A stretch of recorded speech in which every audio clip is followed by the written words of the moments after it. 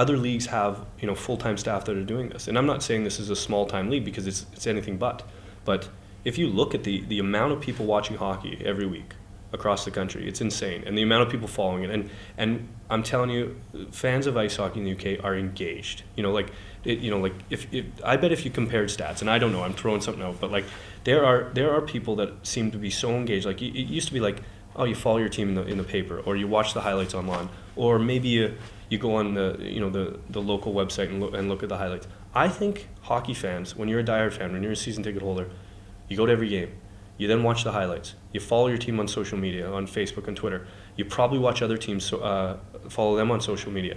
You probably watch other teams' highlights. Like, people are engaged, and maybe it's like that with every sport, but from people coming over from America and other leagues, they're like, I'm always surprised how engaged your fans are. And it's a great thing. It's also a bad thing, because when things aren't going well, I don't think it's a great thing. But when things are going well, it's very easy to have your fans on board and get the support you want. But what I'm saying is, as a league, we have fans that love our sport. And I mean, being a fan of ice hockey in the UK is something special, because we're not football, and we're not rugby, and we're not cricket, and we're not tennis, and we're not considered the sports that are sort of like, kind of part of the culture here. But we've got our own little subculture, and we love it. And the people that are involved in it, whether they're in the board meeting, whether they're sitting at home typing on a computer, whether they're watching online or coming to the rinks, they love it. And that's what we love about it. And so we owe it to the fans to keep them informed. And I think as a board, we haven't always done that. Why didn't we have the DOPS rules on, like, the procedure of how it works? Why didn't we have it on the website last year? Why didn't we have the official rules? Like, all these things that, as a fan, when someone calls you out, it's not because we're hiding it. It's probably because we're like, damn, we forgot about that.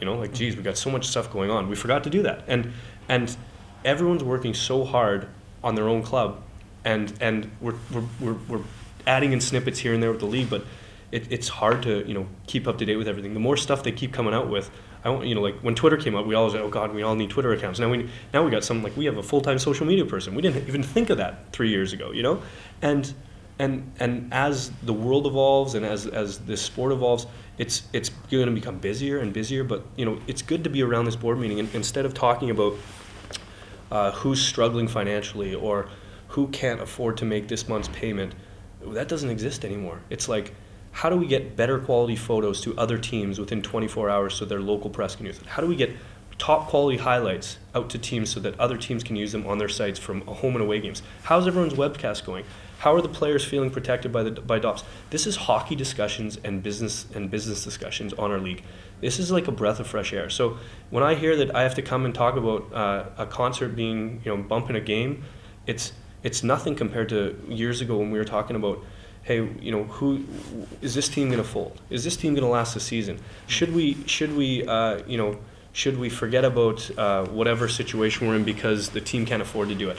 Like, that stuff didn't feel like sport to me. And I think the more people that are involved, the more passionate people you have bringing into the sport, it's better. Like, we've got a great franchise now in Manchester, a team that was obsolete, and then they came out of nowhere, and they're doing well, and they've got an exciting team to watch, and that's great. There's a lot of hockey fans in Manchester, in that area, that haven't been to hockey in a while, and they're going to come back and they're going to watch it. And so we should all be going, okay, let's drive our fans to go to the away games to Manchester. Forget about like, let's not worry, just like, they're going to come when they come see us, but let's get out and support them. Let's fill their rink with away fans so that they can invest in their product, and let's get Neil down to our rink so he can see how we're doing things, and let's get up there and see how he does things, so see if we can help him with anything.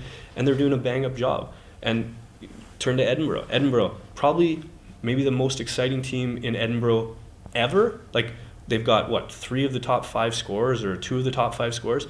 This Ryan Hayes guy is lighting it up. He's exciting to watch. Their team's exciting to watch. They kicked our butts. They kicked Sheffield's butts. They're a good team. We want to see them. Like, we want to see more of them. We think the fans should be packing in. Like, if there's ever a year to travel to Edinburgh to see a good team, this is a year. There's so many good stories out there. Tomo in Sheffield. The job we're doing in Cardiff. That's probably the best story of the whole league. But big crowd, like Belfast. Belfast have crowds way bigger than when I was there. They're killing it right now. They've got so much presence in their city. They're doing a great job. You've got fan engagement like I've never seen it for this league, and I think it's just getting better and better and better. And and then we come together, and we're kind of like, we have to kind of police the league and make sure that everything's working well, and kind of we're like the back end staff trying to worry about all the little problems. So we come in here and discuss all the problems, but it's a good group of people, and I'm glad it's us in charge, because I've been around the room with a few people I wouldn't want to be around the room with, and it's, I think right now we have a good mix of things, and the fact that teams can battle socially, teams can battle on the ice, teams can go to other cities, and we all saw it with the Belfast and Sheffield thing. They were in the media in both cities, and it was front page news everywhere, but they came together today and talked it out like adults and worked it out, and that's great to see, because I don't know if that would have happened a few years ago. And I'm sure every league and every business world in the world, they talk about how they come together as a board, and it's a disaster. It's not a disaster in here anymore. It's good. It's a good working relationship, and it's 10 guys genuinely going with the fan, and fans might not even realize it. The number one thing that we talk about is fans, is making sure that, is it the right thing for the fans? Are we, we owe it to the fans to do this, or what about your fans? What about your fans? It's not about the competition or this or that. I think we're past the fact of just worrying about our own teams on the ice, who's finishing in first, who's finishing second, because I think we're past the point of needing to finish in the top 3 to have good crowds.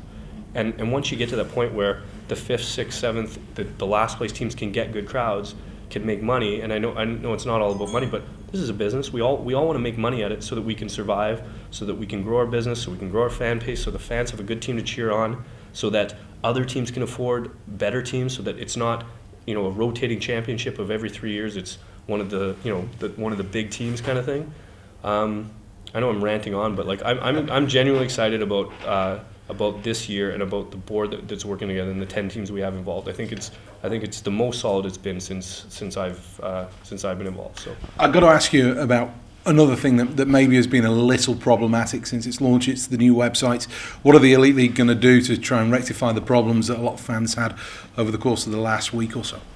Yeah, our frustration, come Saturday night, Sunday night, I'm a fan too. So if my team's not playing in Cardiff, I'm trying to follow it online, whether I'm watching a webcast or whether I'm going on the league website to look at the live scoring.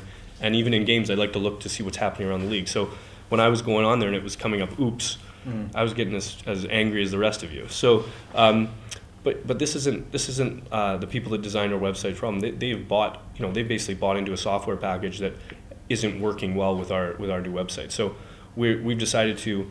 We're probably going to roll out the old website because it was working functionally, so that we can have that live scoring. Because to us, the most important thing is the live scoring. Stories are great, video is great, all that kind of stuff, but we want to make sure that the live scoring is working. So I think that's the first step. But we're going to look around to make sure that we can find a provider that marries up well with what we need, because we have a different league than anywhere else. In America, they don't have this Challenge Cup group they have to worry about, or the conference that has different number of games than the league.